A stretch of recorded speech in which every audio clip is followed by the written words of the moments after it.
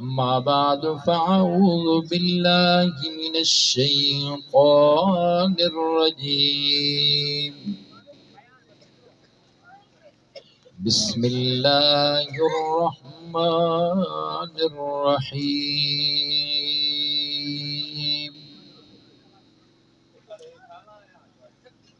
Rabbi humbly minus सालिहीन फबश्शरनाहु बिग़ुलामिन haleem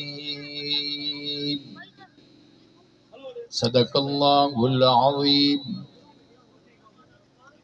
इन्नल्लाह व मलाइकतहू युसल्लूना Alan नबी या अय्युहल्लज़ीना आमनू सल्लू अलैहि व सल्लिमू तस्लीमा। दुरूद शरीफ पढ़ो। बुलंद आवाज़ सां नंढा वॾा पोढ़ा जवान आयल मेहमान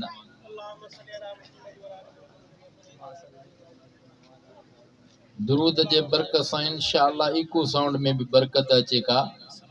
मालिक में हरकत अचे।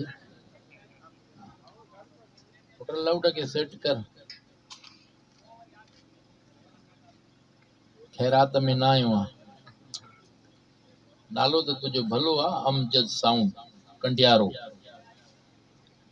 आहे त माण्हू प्यारो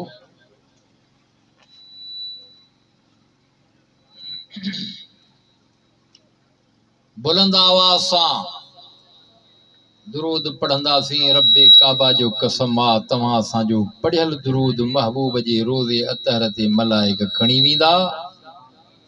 मुंहिंजो विजदान थो चवे बंदा रब खे वणी वेंदा। इंशाअल्लाह इन्हनि जा गुनाह छणी वेंदा। दुरूद जिथ कित पर सलाम उत काथे मदीने पाक जे अंदर दुनिया में जन्नत ॾिसणी थी त मदीने हलियो वञ।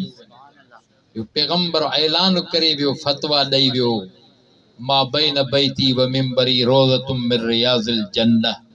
चओ न सुभान अल्लाह। जिथे जिथे मुझो आवाज़ पहुंचे तो जेके दोस्त हेॾे होॾे हन जलसे में वेहन और घरनि जे अंदर मुझो अमड़ियूं अजड़ियूं भेनरियूं भी दुरूद पाक पढ़न। अल्लाहुम्मा सल्लि अला मुहम्मद व अला आल मुहम्मद कमा सल्लैता अला इब्राहीम व अला आलि इब्राहीम इन्नका हमीदुम मजीद। अल्लाहुम्मा बारिक अला मुहम्मद व अला आल मुहम्मद कमा बारकता अला इब्राहीम व अला आलि इब्राहीम इन्नका हमीदुम मजीद। हुजूर आए तो सरे आफरीनश पा गई दुनिया अंधेरों से निकल कर रोशनी में आ गई दुनिया। बुझे शहरों का जंग उतरासते चेहरों पे नूर आया। हुजूर आए तो इंसानों को जीने का शऊर आया। सर से लेकर पांव तक तनवीर ही तनवीर है। मुंह से जो निकले जुमला कुरान वो तकरीर है। सोचती है दिल में दुनिया मुस्तफा को देख कर वो मुसव्विर कैसा होगा जिसकी ये तस्वीर है। चांद से तशबीह देना ये भी क्या इंसाफ है। चांद के मुंह पे शाइयां मेरे मदनी का चेहरा साफ है। चंद्र चवाई सचो जे मठियो मोर न भाई कॾहिं उभरे सनड़ो कॾहिं उभरे गजो आशिक अब्दुल लतीफ चवे मुंह में बरई मचो तब मट न भायाए फिरी मोहम्मद जी चंद्र भी चोॾींहं रात जा तू त सव सव करी सिंगार पहुची न सघंदे पिरीअ जे तोड़े हीला करें हजार आशिक अब्दुल लतीफ चवे तुझी सब जमार मुझे महबूब जो दम हिकड़ो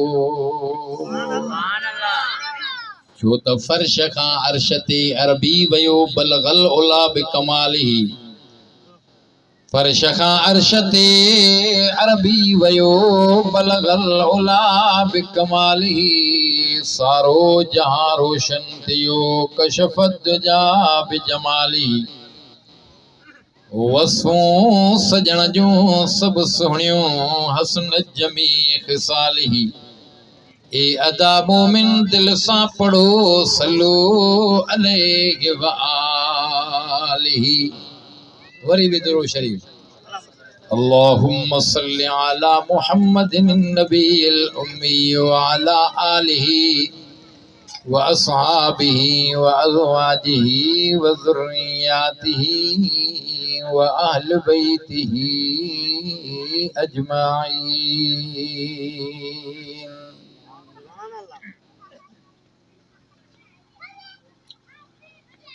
29 मार्च अप्रैल 2026 महीनो ज़ुल्क़ाद जो 1447 हिजरिया कंडियारो जे करीब गोठ रोशन अली डाहरी में सुन्नते तुहर जे निस्बत सां ही प्रोग्राम रखियल रिथियल मुनाक़िद थियल जेको मगरिब खां वठी करे जारी ऐं सारी आहे बिरादर मुकर्रम व मुहतरम क़ारी अब्दुल हसीब मंगरी साहब जे वास्ते सां राब्ते सां बिरादर मुकर्रम ज़ाहिद हुसैन डाहरी जे दावत ते शिरकत नसीब थी आहे धणीअ जा लख एहसान जो थी पियो महिरबान जो वाइदे वफ़ा पूरी थी आहे वाइदो थियल हो वाइदो कयल हो दोस्तन जो इंतिहाई इसरार जो उन्हनि जो मूंसां प्यार नए सां थी पियो आहे ज़ाहिद मुंहिंजो यार मुबारक थो ॼांसि जो अहिड़ियुनि महफ़िलनि में अहिड़े प्रोग्रामनि में महफ़िलूं दुनिया में खोड़ प्रोग्राम दुनिया में खोड़ पर जंहिं प्रोग्राम में अल्लाह जो क़ुरान मुस्तफ़ा जो फरमान आहे समूरनि जो ध्यानु न कयो यार वक़्तु ज़ियान मां घणो टाइम बयानु न कंदुसि जेके मस्जिद में वेठा आहिनि उहे बि हेॾे अचनि या ख़ामोश थी करे मस्जिद में रिली पाए सुम्हनि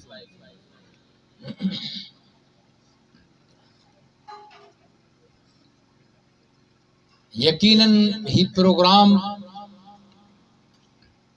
सरापा बरकत खां ख़ाली नाहे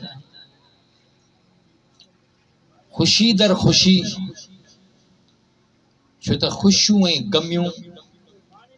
इंसान सां लागू आहिनि धणीअ दर दुआ आहे त रब साईं समूरनि खे अहिड़ियूं ख़ुशियूं हमेशह नसीब फरमाए जो पंहिंजे बचड़नि जे ख़ुशीअ में अल्लाह जो क़ुरान मुस्तफ़ा जो फरमान पढ़जे ऐं ॿुधाइजे ऐं ॿुधिजे मन ये घड़ियूं अल्लाह जे दरबार में कबूल पवन पल्ले पवन त बेड़ा पार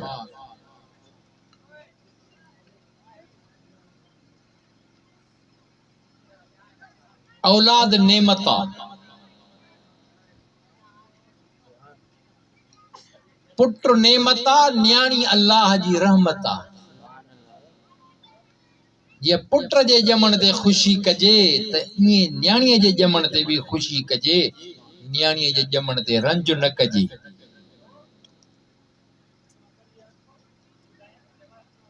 रब पाक खां औलाद जी घुर जरूर कजे। मौला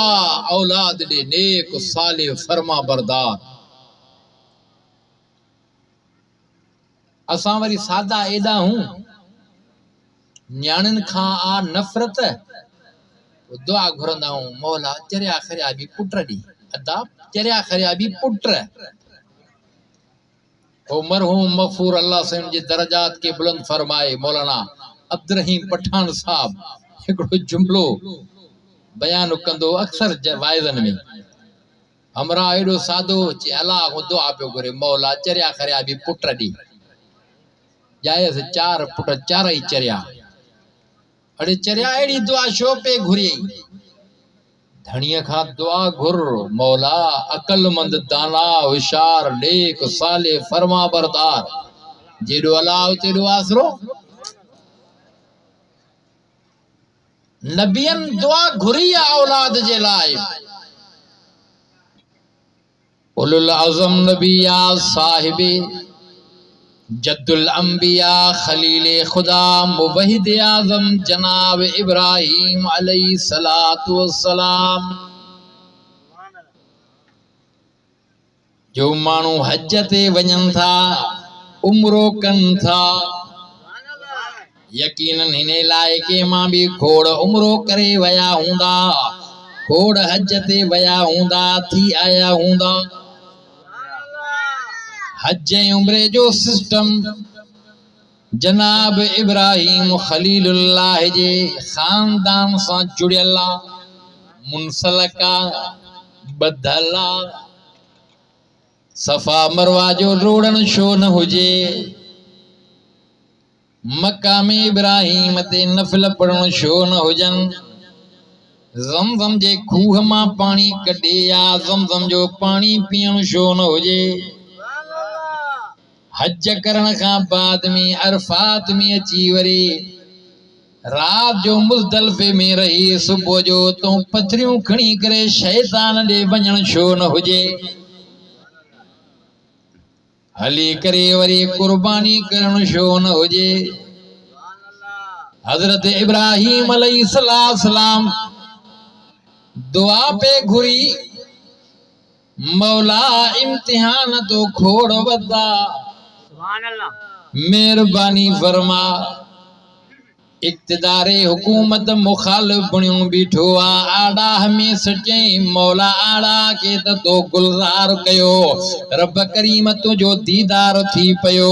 रब करीम खलील तौहीद का एक पैर भी पोइते न कयो। मेहरबानी फरमाए हाणे मां कमजोर ज़ईफ थी वयो आ, उम्र घणी वधी वई आ, पोड़ो थी चुको आ। मुंजा मौला पोयों को नस्ल हुजे,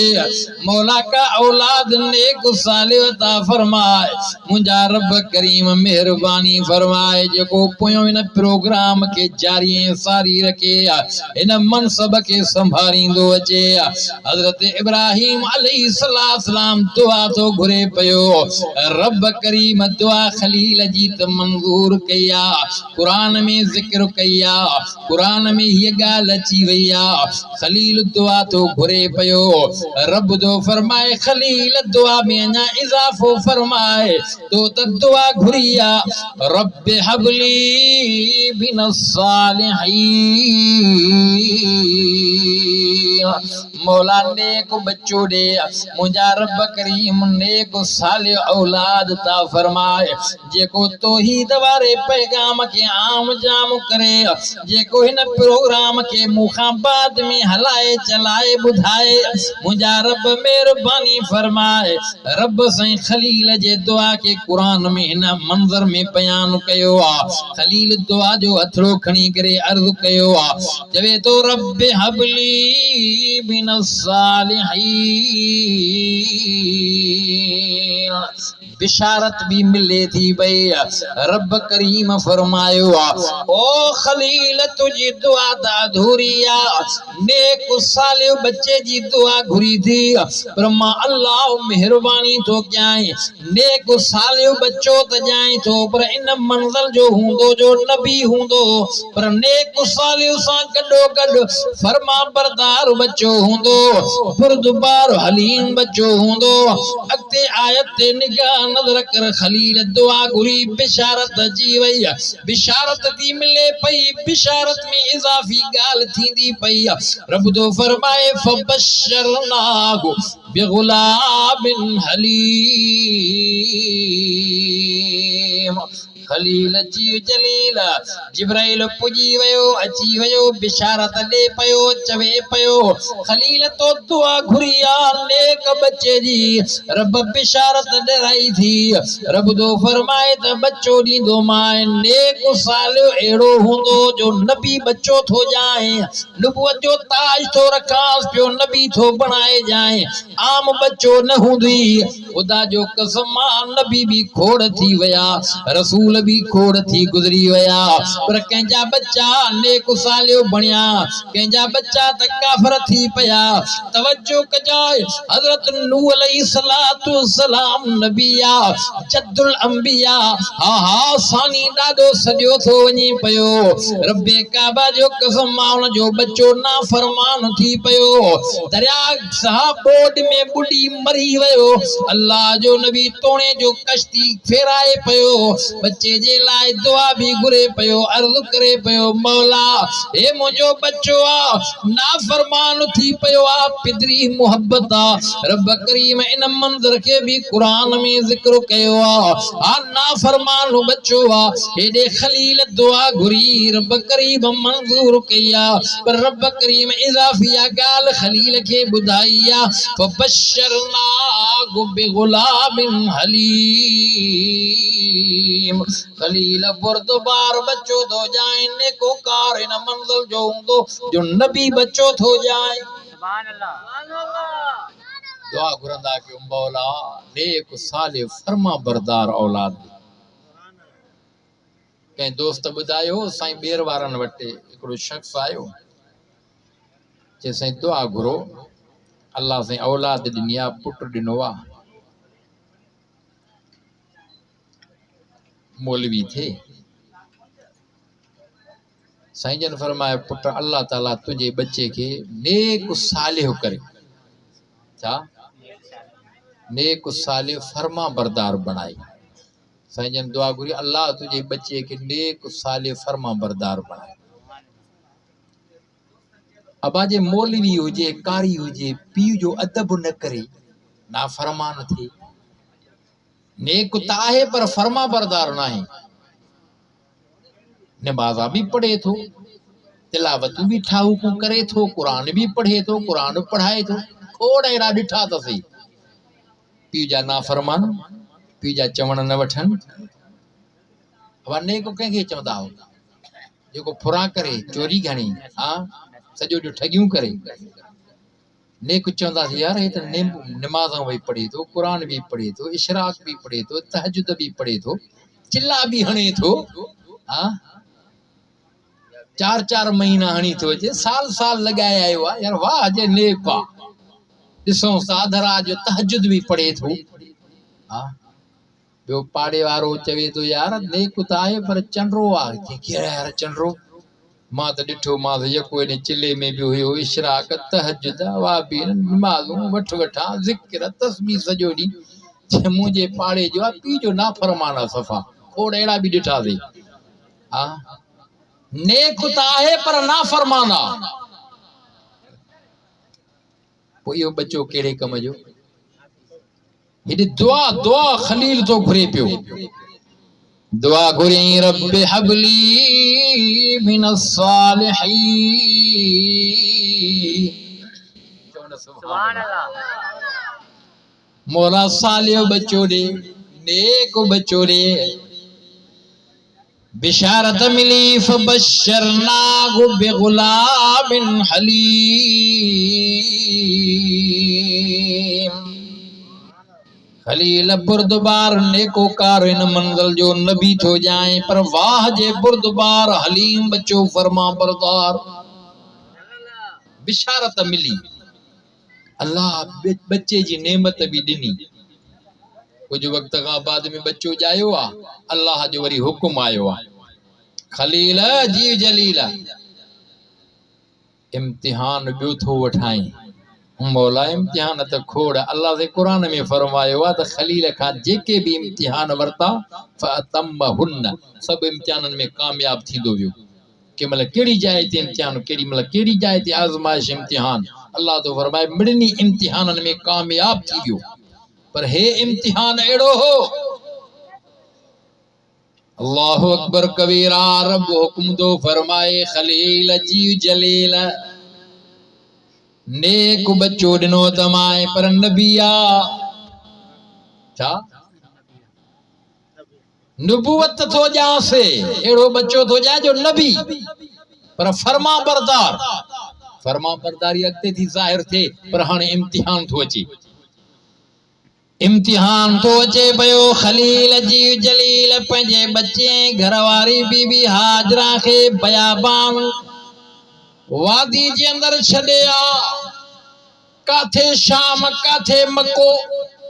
वादी मुकद्दस जाते बैतुल्लाह शरीफ जाते ज़मज़म जो खूह हुआ हजरत इब्राहीम अलैहिस्सलाम शाम खां निकतो सफर कंदे कंदे घरवारी बचड़े समेत रिवायात जे अंदर अचे तो गोठ नजर आयो वसव नजर आई रस्ते में दिल में ख्याल थियो त वसवा हिन वादी में छजा पर बरागर होया वसवा हुक्म आयो खलील मुझे हुक्म मुताबिक या सवारी हलंदी न सवारी जे रसे के छॾे दे जाते सारी हली करे वेहे एडो सफर करे करे हिकु बजबल वादी क्रॉस करे इन वादी मुकद्दस जाते बैतुल्लाह शरीफ इते वेही रही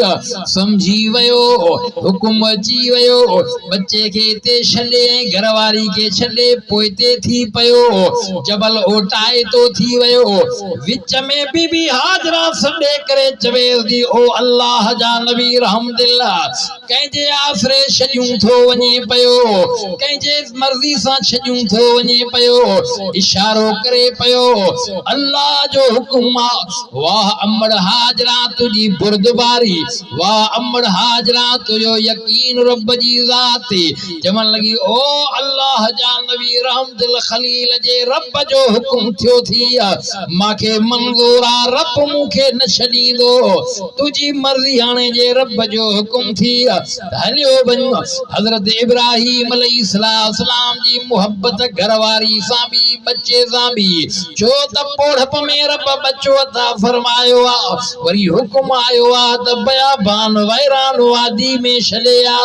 जबल जे ओटाए तो थी करे दुआ जा हथ खणे इन मंज़र के रब कुरान में ज़िक्र कयो आ रब हीअं चयो आ रब्बना इन्नी अस्कंतु मिन ज़ुर्रियती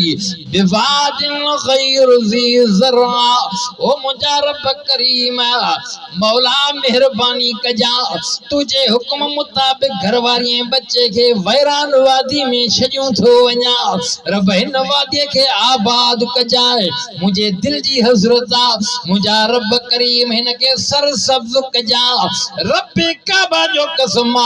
खलील जी दुआ जो असर निकरंदो पयो खलील सागो शाम हलियो वयो कुछ वक्त खां बाद में काफलो दिसे पयो काफलो हुन पासे सां वञे पयो एडे मामलो अजीब हुयो वादी मुकद्दस का आबादी को नहीं सजे न चौधारी जबलन जे अंदर जाते बैतुल्लाह शरीफ वैरान जाया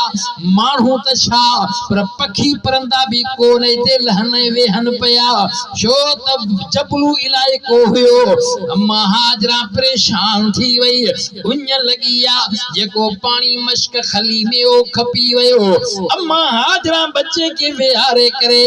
सफा ते आई आ जबल जी चोटी मथे चढ़ी करे निहारे छो त हुन पासे का काफलो मता को वींदड़ हुजे उन का पानी चुको घुरा मता का वसो नजर अचे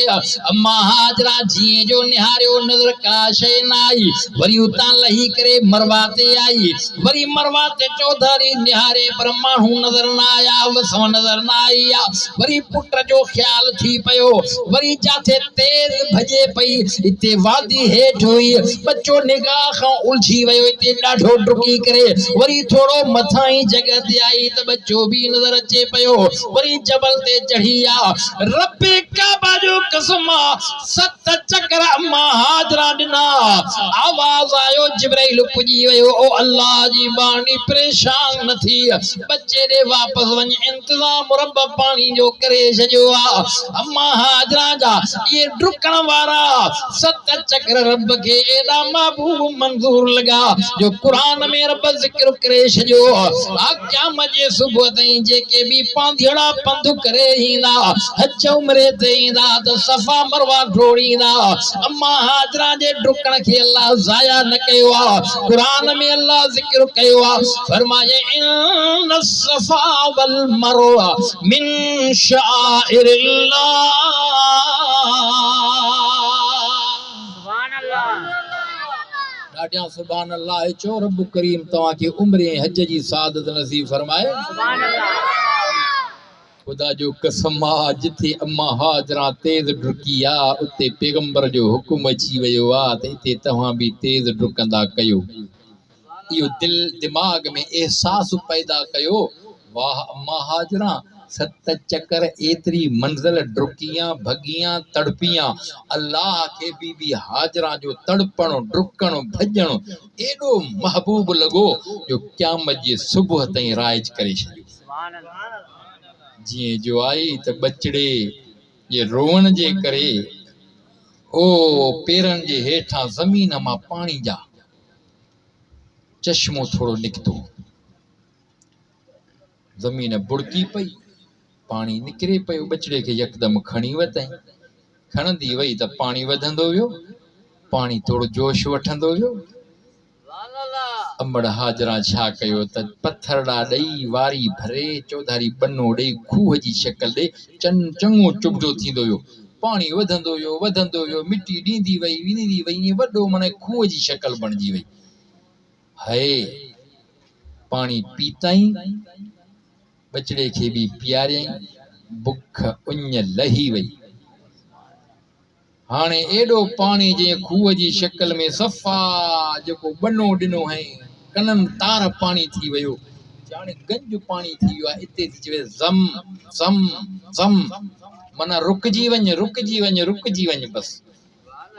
अम्मा आयशा तय्यबा ताहिरा हुमेरा मोमिनन जी मां अबू बकर जी न्याणी मुस्तफा जी प्यारी रानी जी रिवायत आहे अम्मा आयशा थी फरमाए हिकड़े दिहाड़े साईं जन ज़मज़म जे खूह ते आया ज़मज़म जे पानी जी तारीफ़ करण लगा साईं जन फरमायो ही ज़मज़म जो खूह उहो आ हिकु त इन में जिब्राइल जो पर लगल आ ॿियो मुझे अबे इस्माइल जे तड़पण ऐं अमड़ हाजरा जे डुकण भजण तड़पण जे करे अल्लाह इहो ज़मज़म जो पानी कढियो आ इस्माइल जे खुड़न जे हेठां निकतो आ अॼु मां मुहम्मद करीम बिन ज़मज़म जे खूह में हिकड़ी अहिड़ी शइ थो विझां जो क़यामत जे सुबह ताईं हे खूह सुको न थींदो साओ ई साओ हूंदो वो छा हुयो पैगंबर जो लुआब हुयो पैगंबर जो ओबर हुयो साईं जन सहाबा के चयो सहाबियो तव्हां मुंहिंजी ओबर पीती आ अॼु मां हे पंहिंजो झूठो ओबर हिन ज़मज़म जे खूह में इन बिना ते थो विझायां इन ॻाल्हि जे करे थो विझायां जेके वेचारा मुंहिंजा आशिक ईमानदार उम्मती न पुॼी सघंदा न अची सघंदा मुझो ओबरन के जरूर नसीब थींदो हिकु त मुझे ओबर पवण जे करे ज़मज़म में बरकत बे नंबर में शिफा सुभान अल्लाह शिफ़ा त हूअं ई हूअं आहे पर पैगंबर जे ओबर पवण जे करे लुआब विझण जे करे शिफ़ा ई शिफ़ा आ। मां तो चवां बरकत बि आ त शिफ़ा बि आ। पैगंबर जे लुआब में शिफ़ा बि आ त बरकत बि आ त मिठाज बि आ। रब्बे काबा जो कसम आ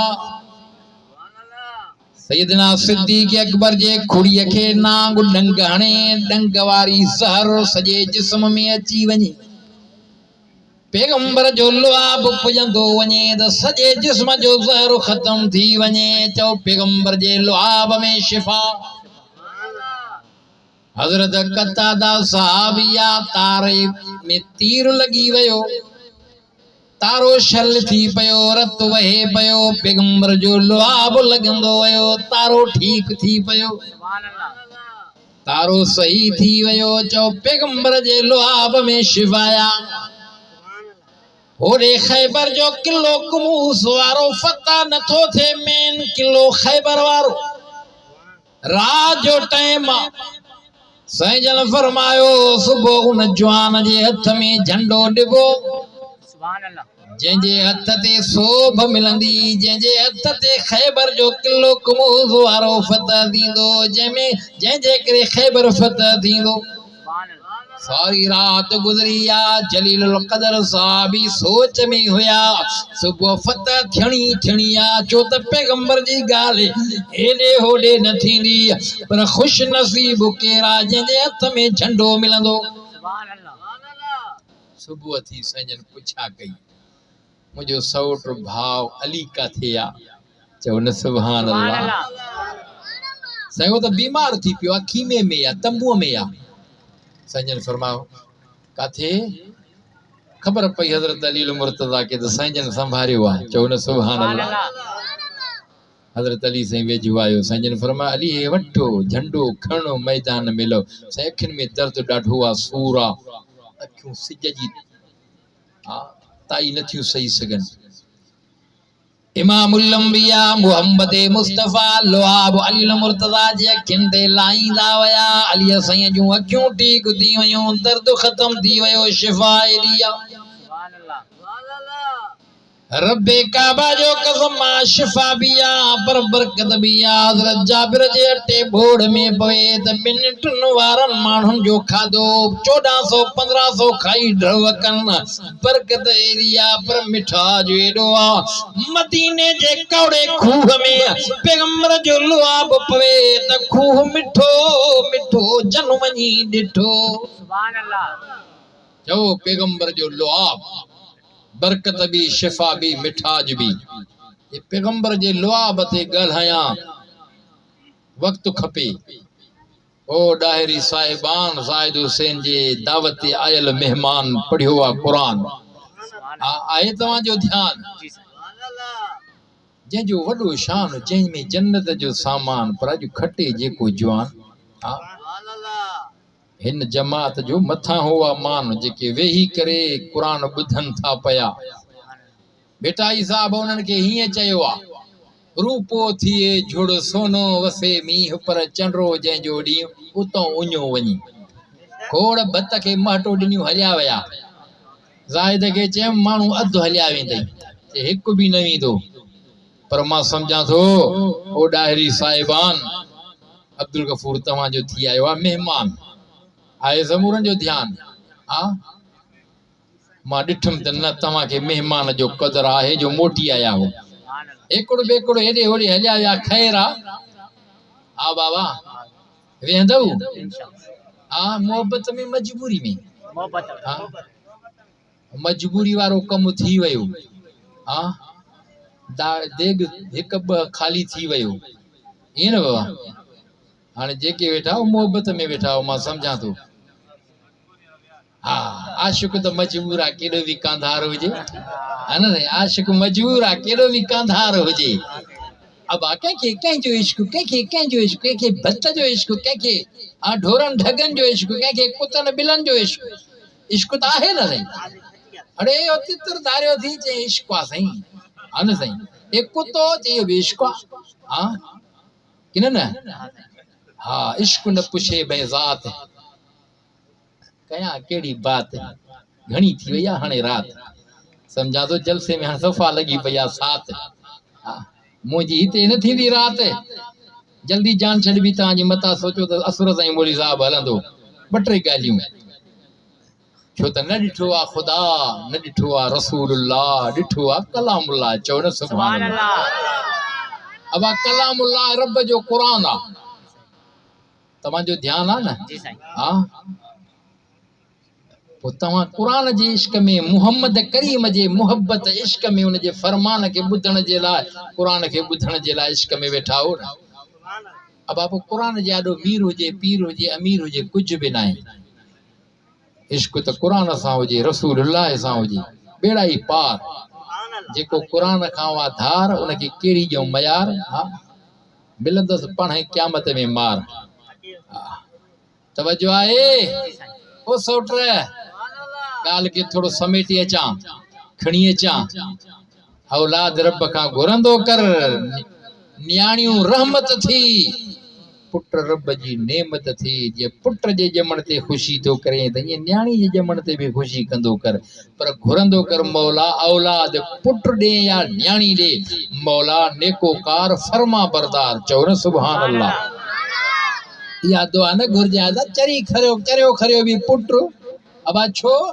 चरियो खरियो बि पुट थो घुरे न्याणीअ खां नफ़रत छाजे करे अल्लाह अकबर है अरब जे अंदर इहा ई त बीमारी ही इहा ई त मुसीबत ही न्याणी ॼमंदे ही बुरी निगाह सां औरत खे मारियो वेंदो हो डाटियो वेंदो हो पंहिंजी घरवारी खे घर मां या कढियो वेंदो हो जेकॾहिं औरत ॼमे न्याणी ॼमे त उनखे जीअरो पूरियो वेंदो हो मारियो वेंदो हो अल्लाह अकबर खोड़ वाक़िया तव्हां ॿुधा हूंदा पर इमामुल अंबिया मुहम्मद मुस्तफ़ा जी ऐलान कयो आहे ओ दुनिया वारो पुट जे ॼमण ते ख़ुशी कयो था न्याणी जे ॼमण ते तव्हां मुंहं में गुंडरी विझो था क़ुरान में अल्लाह ॻाल्हि कई आहे पुट जे ॼमण ते ख़ुशी था कयो ऐं न्याणीअ जे ॼमण ते घर छॾे वञो था घरवारी ते कावड़ जो पिया अल्लाह साईं फरमाए ईअं न कयो न्याणी भी समझो अल्लाह जे तरफा नेमत आ घुरंदा क्यों रब मौला औलाद दे नेक सालिह फरमा बरदार छा खलील दुआ घुरी मौला नेक बच्चो दे अल्लाह से फरमा नेक एड़ो थो जा जो नबी सुभान अल्लाह नबियन खां मथे को ॿियो को नेक हूंदो आहे छा हां असा जो ईमान अकीदो आ वली जो मकाम पंहिंजी जाइ ते इमाम जो मकाम पंहिंजी जाइ ते नबी जो मकाम पंहिंजी जाइ ते हा हा रसूल जो मकाम पंहिंजी जाइ ते पर रसूलन मंझा रसूल मुहम्मद मुस्तफा उन जो मकाम सजी कायनात मां मथे आ इमामन जी इमामत के मनीदा हो वलियन जी विलायत के मनीदा हो नबियन जी नबूवत के मनीदा हो अहल बैत जी अजमत के मनीदा हो पर चरिया माण्हू खोड़ अहिड़ा थी जेके असांखे चवंदा थी भई वहाबी थी बाबा ये न मञीदा थी कंहिंखे वलियन खे न मञीदा थी नबियन खे न मञीदा थी इमामन खे न मञीदा हासकार बीठा माण्हुनि खे चूचू ॾींदा हासकार वतंदा या प्रोपेगेंडा कंदा बाबा ये वलियन खे न मञीदा आहिनि बाबा ये नबियन खे न मञीदा आहिनि इमामन खे न मञीदा आहिनि ॾिसजांइ अचई थो हाणे कावड़ बि हज़रत अली साईं इमाम असांजो नालो खणंदो अब्बा मनीदा हूं पर असां तुझे इन रविये ते कावड़ कंदा हूं मुझे मुर्शिद इमाम अली मुर्तजा जो नालो जे खारे खणंदे त पोइ कावड़ न ईंदी हा खोड़ असांखे ॾिसी करे चवंदा ॾिस कंदा कंदा न कंदा जे ॾिस नारो अली जो हयो था हाणे अली साईं जो नारो खारे खणणो यार पंहिंजे दिलि खां पुछा कयो ज़मीर खां पुछा कयो चरिया कंहिं तोखे सम्झायो त इमाम अली मुर्तजा खे न मञीदा हूं असां इमामनि जी इमामत जा क़ाइल हूं नबियनि जे नबूवत जा क़ाइल हूं वलियनि जी विलायत जा क़ाइल हूं अहल बैत जी अज़मत जा क़ाइल हूं जेको इन्हनि शख़्सियतुनि खे न मञे त पोइ मुस्लमान कहिड़ो आहे हा मुझो त ईमान अकीदो आ तो मां जड़ा लखे मानू गडु कर वली जे शान बराबर न थींदा पर दुनिया जा सब वली गडु कर सुने मुर्शिद इमाम अली मुर्तजा शेर खुदा फातिह खैबर जे शान बराबर न थींदा अली अलिया हक जो वलिया शेर जलिया फातिह खैबरा शोहर बतूला हसनैन करीमैन जो अब्बो अलिया गाल भलिया चो न सुभान अल्लाह आओ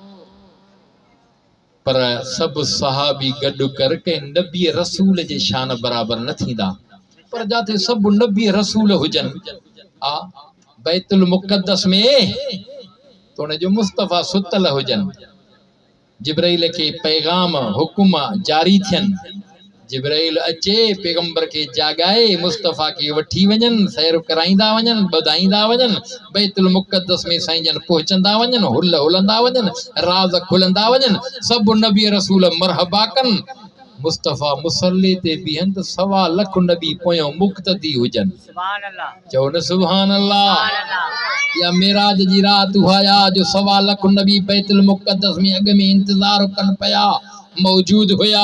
मुस्तफ़ा मक्के मां निकरी करे बैतुल्लाह हतीमा उथी करे आह शुक्राने जा बरकाता नफल पढ़ी करे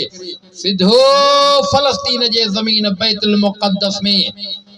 हुल हुली वया राज खुली पया 1.25 लाख नबी मरहबा कन पया पोयों हुआ मुस्तफ़ा सबूरन जे अॻियों इमाम बणियो बीठो आ चओ न सुभान अल्लाह इन खां वधीक ॿियो मञणो कीअं हूंदो आ वो सौट हेॾे तवज्जो कर आखिरी गाल कया रब सही औलाद ले तने को सालियो फरमा बरदार छो त ज़ुल्क़ाद जो महीनो आ खोड़ पाकिस्तान पूरी दुनिया जे मुल्कन मां मुसलमान हज वारो फरीज़ो अदा करण जे लाइ निकरी वया थी के वञन पया के पहुता थी के उम्रो अदा करे हज जे इंतजार में थी त हज जा ॾींहं जीअं जो वेझा ईंदा आ मिना जे अंदर ईंदा पोइ वरी अरफात में वेंदा पोइ रात जी मुज़दलिफ़े में रहंदा सुबुह जो तो पथरियूं खणी करे सिधो शैतान के चुटींदा पो कुर्बानी कंदा पो पंहिंजो इहराम लाहींदा मथो कूड़ाईंदा वरी सागो तवाफ जी कंदा सफ़ा मरवा भी ढोड़ंदा रब्बे काबा जो कसम ये जेके भी अमल करे तो पयो हज़रत इब्राहिम अलैहिस्सलाम उनजे खानदान सा मुंसलक थी सफ़ा मरवा जो ढोड़न छो न हुजे मकाम इब्राहिम ते बरकत नफिल पण छो न हुजे ज़मज़म जे खूह जो मामलो छो न हुजे अरफात में मुज़दलिफ़े में शैतान के पथरिन मान वारो मामलो छो न हुजे कुर्बानी करण वारो आखिरी मामलो जो दुनिया जे अंदर जाथे भी ईमानदार मुसलमान साहिबे हैसियत वारन जे मथा टिन ॾियारनि जे अंदर जानवर ज़िबह था कन बया कुर्बानी था कन बया इहो भी हज़रत इब्राहिम खलीलुल्लाह जी सुन्नत अदा कन बया पर होड़े वडी कुर्बानी आ तुझे मुझे मथा मुसलमानन जे मथा पैगंबर जे उम्मतन जे मथा अल्लाह जानवर जी कुर्बानी लाज़िम बनाई आ जेको साहिब हैसियत वारो माण्हू हुजे वो जानवर कुर्बान करे 12 महीने जे अंदर छो त इब्राहिम अलैहिस्सलाम पंहिंजे बच्चे जी कुर्बानी पेश कई आ के साहबी अर्ज़ कयो अल्लाह जा रसूल मा हाज़िल उज़ाही सही जानवर कोन दा पया अल्लाह जा भी बबुधा भला हिनन जो फलसफो शाये हिकमत राज केड़ो आए मुझे साईं फरमाए सुन्नत अबीकुम इब्राहिम मुझे अब्बे इब्राहिम खलील जी सुन्नत ओ मुझा उम्मतियो अल्लाह पाक लाज़िम बनायो जेको भी साहिब हैसियत वारो हुंदो मुझो उम्मती जिथे जिथे हुंदो इनन टिन ॾियारनि जे अंदर जानवर कुर्बान करे उनके इए पाले इए प्यार जानवर सा करे जे बच्चे सा कबो हज़रत इब्राहिम अलैहिस्सलाम बच्चे जो नजरानो पेश कयो बड़ो इम्तिहान हुयो इन इम्तिहान में कामयाब थी वयो वापस वरी शाम हलियो वयो एडे पानी निकरी पयो अम्मा हाजरा ढोड़े पयो ढोड़न भी रब के महबूब लगी वयो एडो ज़मज़म जो खूह पानी तैयार थी वयो पानी अची वयो वसो वधंदी वया हलंदे हलंदे वक्त गुजरियो हज़रत इब्राहिम अलैहिस्सलाम जो बचड़ो इस्माइल अलैहिस्सलाम चंद सालन का बाद में समझ जोगो थियो ढुकन भण जड़ो थियो जबलन ते चण जड़ो थियो इन मंजर के रब कुरान में जिक्र कयो हज़रत इब्राहिम खलील के ख्वाब में हाने इंदो पयो रब जो हुकुम मिलंदो पयो खलील जी जलील प्यारे में प्यारी शे कुर्बान कर इहो इम्तिहान वरी अजीब थी पयो बच्चे घरवारी के त छडे छड़े वयो तेरे बच्चो कुछ वड्डो थी पयो रुका भरे पयो इन मंजर के रब कुरान में हिन अंदाज़ सां जिक्र कयो आ फलम्मा बलग माउसाया قال يا بني إني أرى في المنام أني أذبحك فانظر ماذا ترى سبحان الله چو न सुभान अल्लाह सुभान अल्लाह जेके जीरान उहे सुभान अल्लाह चवन सुभान अल्लाह जेके अन्नहुम निस्फुल मौत में उनते मया रही ना है माना जेके निंद्र मां जागल हो निंद्र में हो त निंद्र वारन ते त मया रही ना है जेके जागिन पया उहे सुभान अल्लाह चवन सुभान अल्लाह सभई जागो पया कि त भागो पया हां वेंदो टाइम घणो थी वियो आ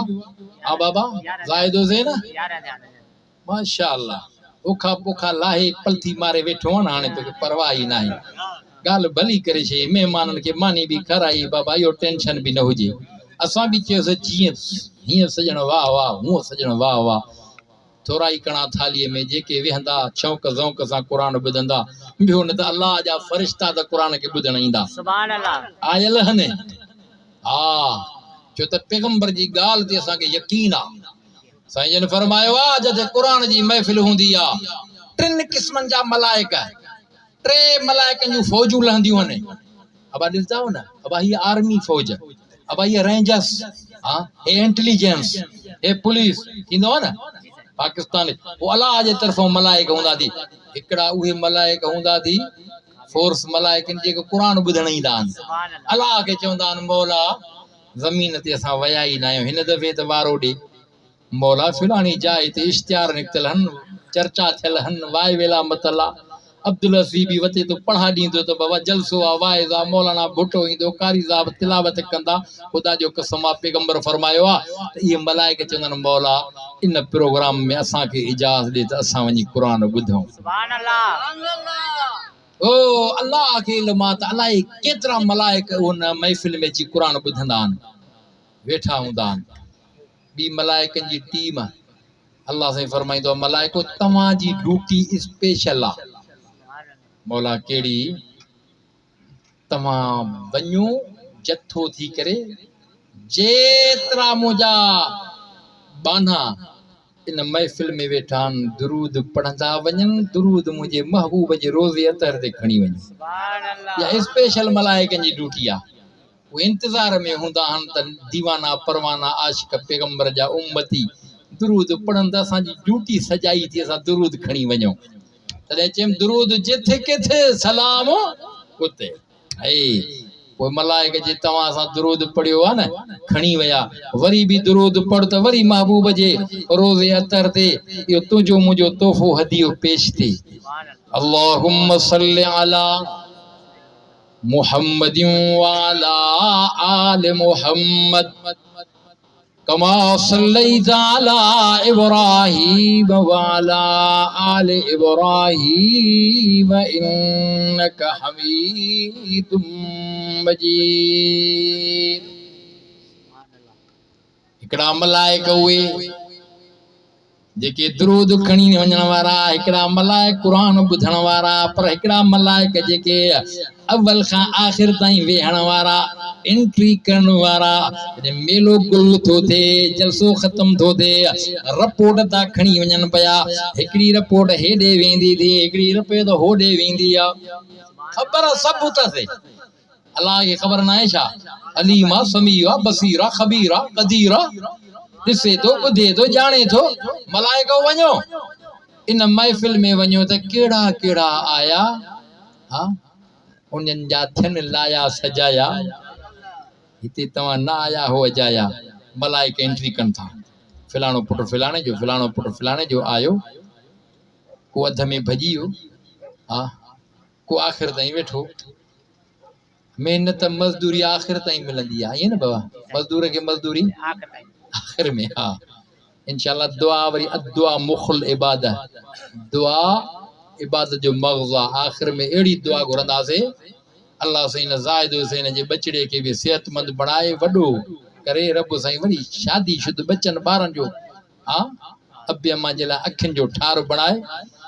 आख़िर में छड़नि जे लाइ दुआ घुरबी अल्लाह साईं उन छड़नि खे सघरो करे है ना नहीं वेंदो ओ नौजवानो हाँ इंशाल्लाह बस आखिर में या दुआ थींदी है पर वो मलाइक जेके लिखन था न मलाइक चवंदा मौला ख़बर तोखे सभु पर लिखी आया हूं हे शौक़ ज़ौक़ सां वेठा हा हिकिड़ो अहिड़ो वेठो थोड़ो पर भरो पर मजबूरी खां वेठो छुले पुले पियो उन जो मजबूरी में हमरा में कम होसे फैलाने में चवे पे यार उथे त मां कम पुछां विच जलसे में वेठो आ उथे ही नथो जानो थियो एड़ो हे भी आशिक दीवानो परवानो आखिर ताईं वेठो हो पंहिंजी जाइ ते छुले पुले पियो मौला जेके वेठा हुया वो जो पर भरो थोड़ो वेठो हुन जे इंतजार में मौला हाणे इन जे लाइ छा हुकुम आ अल्लाह जो फरमाए न बरकत वारी महफिल जे कटहड़े में वेठो आ लिखोस इन जो भी सवाब सुभान अल्लाह वो चंदाऊ न भाग उडे भीड़ो त दाल मो सीरो हिन उम्मत जे लाइ मामलो एड़ो तव खुदा जो कसम आ गुनाह जो इरादो कर गुनाह न लिखबो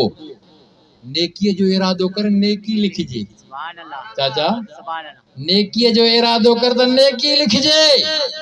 गुनाह जो इरादो कर त गुनाह न लिखजे पर नेकी न कयई उहा नेकी न जी ज़ाया न थींदी चे यार सुभाणे जलसो आ रोशनाली डायरी में जायद हुसैन जरूर वेंदो मौलवी जे वाइद त बुधंदो पर मजबूरी में कम त हमरा भीड़ ॾिनी ज़िदो कंडियारे न अची सकियो न पुजी सकियो अरे यार दे ख़बर कल जलसे में हुए यार ॾाढो इरादो पको कयो पर मजबूरी थी पई हाणे इरादो हुयुसि हिकु ॾींहुं अॻु में जलसो शुरू थियो हिन हमरा वञी ठका ॾिनो मलाइकनि जीअं जो इरादो कयो हुई त मलाइकनि लिखी छॾियो हाँ लिखियल हुआ नेकी पई तस हाओ बेलिन जलसे में भी अची वयो नेकी जे कम में पुजी पयो मलाइक पुछंदा मौला छा लिखऊं से लिखी त अॻ में पई तस जलसे में वेंदो अची सवाब खणंदो अल्लाह तो फरमाए हुआ इरादे जी नेकी लिखी हुअस हाणे इनके 10 नेक जो सवाब जोस त भलाई ना आहे त ॿियो छा आहे हा मौला इन त गुनाह जो इरादो कयो आ रब जो फरमाए गुनाह न लिखोस मलाइक भी हिक बे के झलंदा एकड़ा गुनाह लिखण वारा एकड़ा नेकिन लिखण वारा जेके किरामन कातिबीन नेकिन लिखण वारा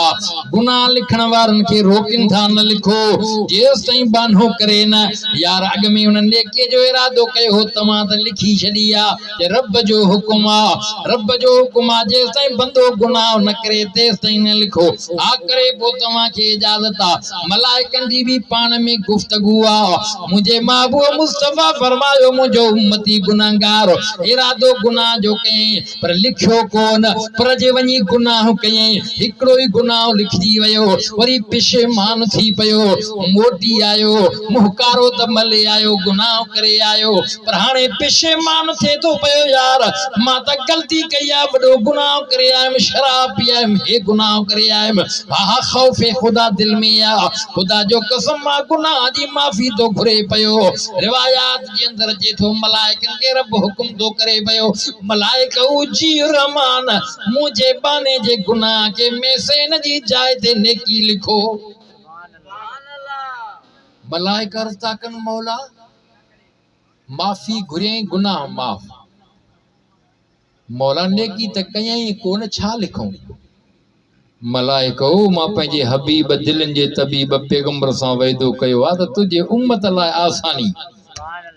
उन्हनि जे लाइ सफ़ा महिरबानी कुरान में वाइदो करे छॾियो अल्लाह पढ़ूं कुरान फरमायई इल्ला मन ताब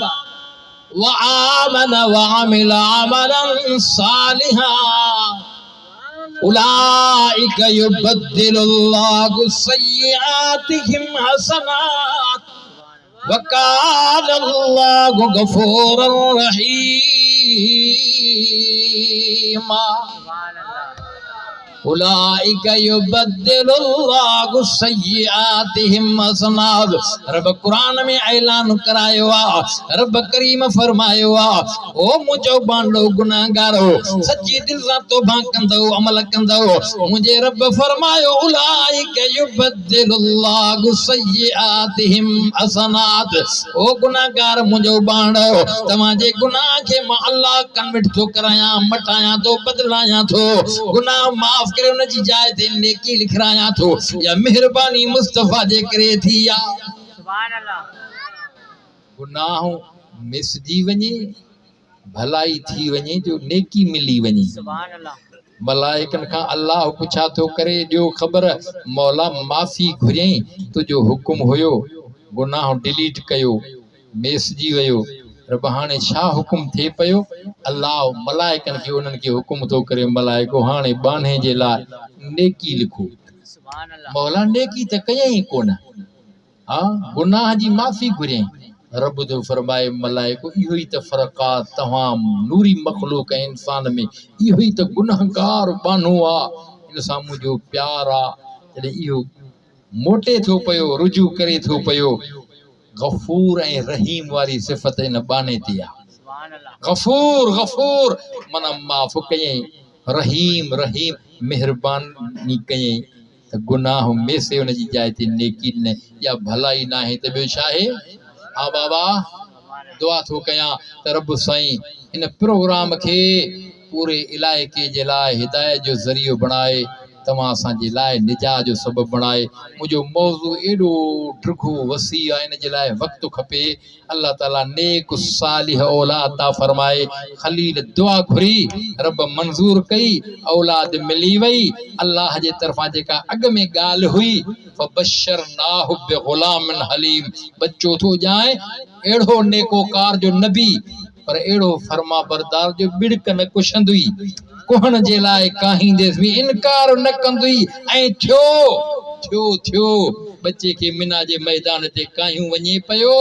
शैतान विच में अटे कयो, खलील पथरियूं खणी शैतान के हणे पियो। इहो बि अमल खलील जो अल्लाह के वणे पियो, जो मुहम्मद करीम जे उम्मत जे मथां अल्लाह इहो लाज़िम कयो, हज तव्हांजो को क़बूल आहे, मलून शैतान के भी पथरियूं हणी वञो। इन न हा बच्चे के कुहे पियो है।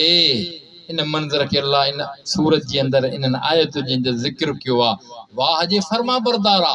निंड मां जागी बच्चे के तुझे बच्चा जी अब्बा मां त निंड में ॾिसां पियो, अल्लाह जो हुकुम हुयो तोखे कुहां पियो। वाह जे फरमा बरदारी वारा जुमला नंढड़े बचड़े इस्माइल बाबे जे साम्हूं चया, जो अल्लाह कुरान जो हिस्सो कयो आहे। छा थो चवे? बच्चो चवे थो, क़ाल या अबति फ़अल मा तुअमर सतजिदुनी इंशा अल्लाहु मिनस साबिरीन। सुभान अल्लाह। मुंहिंजा बाबा जे रब जो हुकुम थी त देर न कर, मां कुसण जे लाइ तयार आहियां, तूं कुहण जे लाइ तयार थी। सुभान अल्लाह। इहा थी फरमा बरदारी। अल्लाह चयोसि खलील बच्चो थो जाए, फरमा बरदार हलीम बुरदबार। वाह जे बुरदबारिया, वाह जे फरमा बरदारिया, इनकार न थो करे। बाबे के थो चवे, बाबा ये रब जो हुकुम थी त देर न कर, मां कुसण जे लाइ तयार हां, तूं कुहण लाइ तयार थी। बच्चे के वतियूं थो वञे कुहण जे लाइ, शैतान भी हमलो कयो आहे। बच्चे के पेशानी भर लेटाए मथों छुरी वहाईंदो पियो आहे, मथों निदा ईंदी पई आहे, नातईना गुअय्या इब्राहीम कद सद्दक़्त रोया इन्ना कज़ालिक नजज़िल मुहसिनीन। रब तो फरमाए खलील जी जलील तुझो ख्वाब सच्चो कयो आ। ओ खलील तो सा रस्ते में शैतान नचो कयो आ। खलील परेशान न थी, तुझो ख्वाब सच्चो आ। मुखे कुहाइणो न हुयो खलील, मुखे इम्तिहान वठणो हो। तू कुहण में सच्चो, तुझो बच्चो कुसण में सच्चो। वफ़दईनाहु बिज़िबहिन अज़ीम।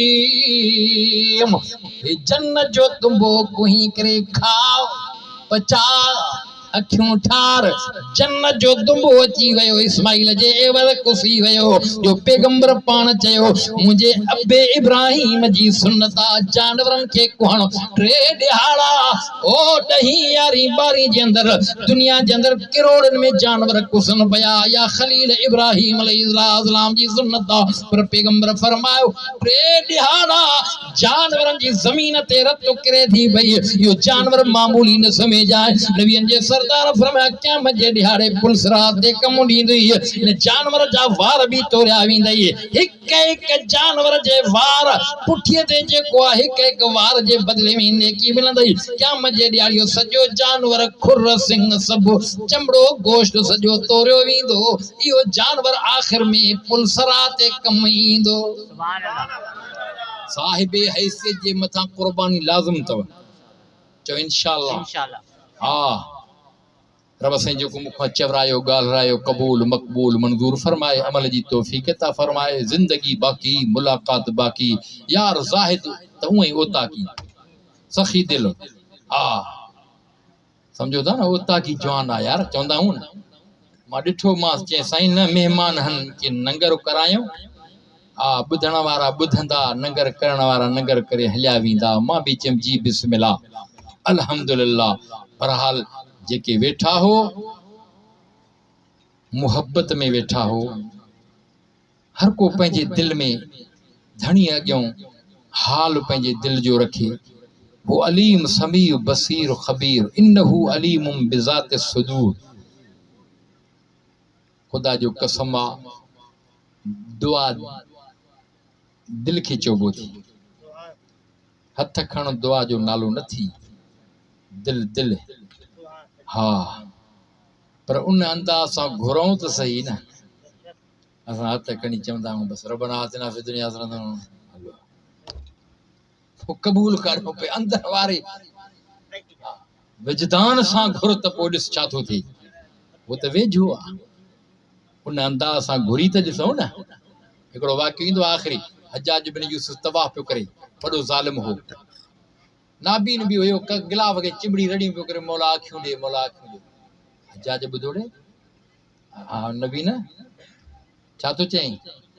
अखियूं थो अलाह घुरां त नज़र ॾे अखियुनि में घणो वक़्तु थियो थी चए हर साल ईंदो आहे पंधु करे ईंदो आहे हज जे मौक़े ते हज बि पढ़ंदो आहे अची काबे खे चिमड़ी करे अलाह खे चवंदो आहे अखियूं ॾे हर साल बि ईंदो आहे वरी काबे जा तवाफ़ बि कंदो आहे वरी गिलाफ में बि चिमड़ियो पियो आहे अञा तोखे नज़र न मिली आहे सुञाणे थो चए मां अंधो मां काॾे ख़बर पई चए मां हजाज बिन यूसुफ आहे दड़ियूं निकिरी वियूं ख़बर त हुई न त ज़ालिम आहे ॿ चकर मुंहिंजा रहियल आहिनि काबे जा मोटी आयल जे नज़र अखियुनि में न हुई त पोइ तुंहिंजो बि सिर्फ़ु कलम आहे हिते जो हिते अहिड़ो ज़ालिम बि हुयो ॿ सिपाही बि आए नफ़री साणसि बादशाह हो न अड़े बीहो हिन ते मां 2 चकर पूरा कयां जे हिन जे अखियुनि में नज़र न हुई त पोइ हिन जो सिर्फ़ु कलम आहे अची अंधोरो न अची रड़ियूं की मौला अॻ में त अखियूं पे घुरियमि हाणे त सिर थो वञे मौला महिरबानी फरमा हिन त हजाज न छॾींदो अची दिल जे दर्द सां रड़ियूं कयईं हजाज बिन यूसुफ पहुतो ई मसत हिन जे अखियुनि में नज़र अची वई ॾे ख़बर हा हा नज़र अची वई छा मामलो आहे अची रब खे अर्ज़ु कयो मौला हाणे हजाज बिन यूसुफ जेको आहे ज़ालिम आहे मुंहिंजो सिर खणाईंदो तलवार वहाईंदो अची दर्द सां रुन में इहा ई त ॻाल्हि आहे न अॻ में घुरे पियो ईअं हाणे घेरे अंदर वारे अंदाज़ सां इन अंदाज़ सां घुर त रब वेझो आहे नहनु अक़रबु इलैहि मिन हब्लिल वरीद हा हा घुरी त ॾिस न बहरहाल रब साईं तव्हांजे वेहण खे ॿुधण खे मुंहिंजे ॿुधाइण खे क़बूल मक़बूल मंज़ूर फरमाए मूंसां गॾु मुंहिंजो फर्ज़ंद अर्जमंद रफ़ीक अहमद जेको माशाअल्लाह हिन साल आलिम थियो आहे मंज़िलगाह में खोड़ दोस्त सुञाणींदुसि था हाणे साईं हुयुसि त मूड वाइज़ जो पर ॾिठोसीं माहौल ॿी तरह मां चयो हाणे वाइज़ न शेर के बचे शेर ही होते हैं बुनियादी बचो आहे हिन जो ॾाॾो हादी बश भुट्टो सम्झो था न हिन जो ॾाॾो मुंहिंजो अबो हादी बश भुट्टो ॿुधो हा पंहिंजे दौर में वाह जे शहनशाह नात ख़ान हा असां सम्झो हाजी साहब बि चवंदा हुआ मौलवी अब्दुल गफ़ूर हा हो त बुनियादी माशाअल्लाह ऐं ख़ानदानी नात ख़ान सम्झो काथे काथे दोस्त मूंखे मजबूर कंदा आहिनि। ये कंडियारे में गुज़रियल साल बि थियो साईं अब्दुल अलीम साहब चएसि हिन नात बि ॿुधा 10 मुहर्रम जी राति ईअं हुयो न साईं। हा कॾहिं कॾहिं ईअं बि थी वेंदो आहे। हा तंहिं करे रफ़ीक अहमद नात पढ़ंदो। ठीकु आहे। वरी मां कंहिं ॿिए दफ़े हिकिड़ी नात पढ़ंदो उन खां बाद में दुआ